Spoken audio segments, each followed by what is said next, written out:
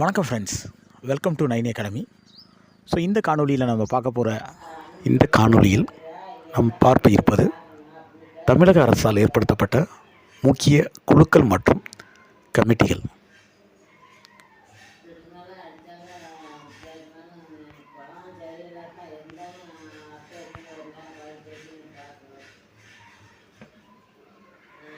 டேவிடார் குழு தமிழகத்தில் smart city திட்டத்தை செயல்படுத்தும் போது அனைத்து வழிகாட்டுதல்களும் பின்பற்றப்பட்டதா என ஆய்வு செய்ய ஏற்படுத்தப்பட்ட குழு தான் டேவிடார் குழு.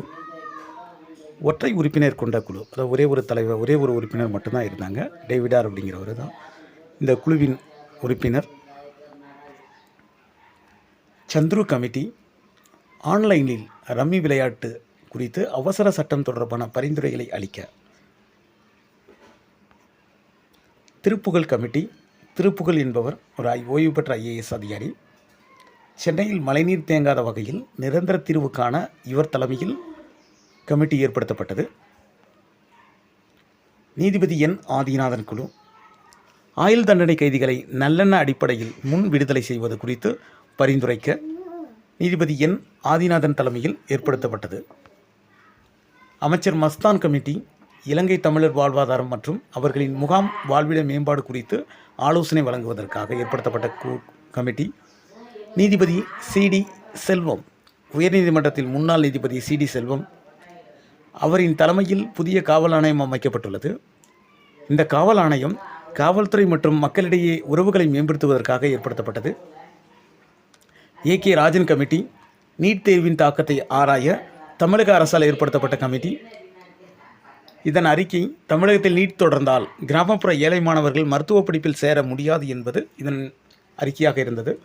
முருகேசன் கமிட்டி 2022-2023 மாநில கல்விக் கொள்கையை உருவாக்க.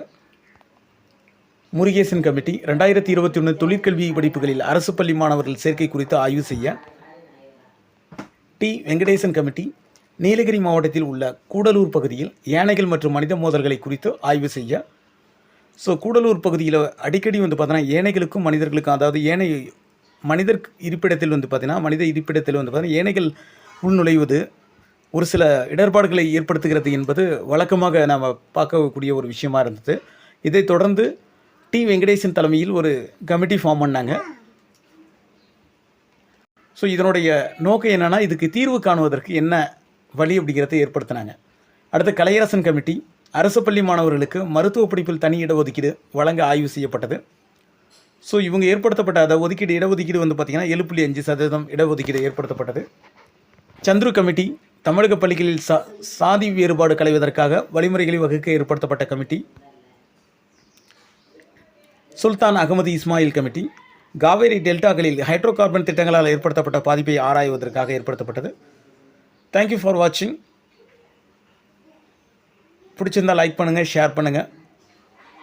தேங்க்யூ.